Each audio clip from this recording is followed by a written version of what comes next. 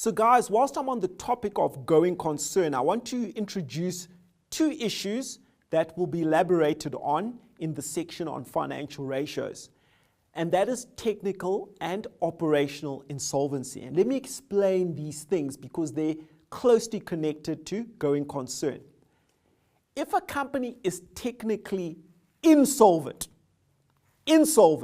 what it means is that the value of the liabilities exceeds the value of the assets. That is a company that is technically insolvent, and it should stop operating as a business. The law says it should stop operating as a business. That is technical insolvency.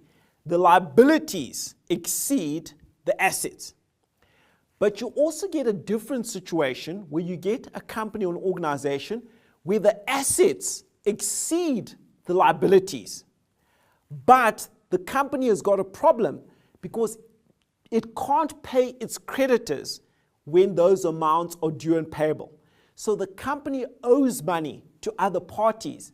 And even though the assets exceed the liabilities, it doesn't have sufficient liquidity to pay those other parties. That is what we call operational insolvency. And if you are operationally insolvent, you also have to stop operating as a business. So your assets may exceed your liabilities, but because you've got liquidity problems, because you've got cash flow problems, you can still get a going concern qualification because you are operationally insolvent.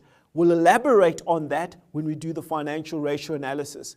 But remember, there are two types of insolvency. Technical insolvency, liabilities exceed assets, but also operational insolvency, where the liabilities may not be higher than the assets. The assets may be higher, but the company has got insufficient liquidity to pay its creditors.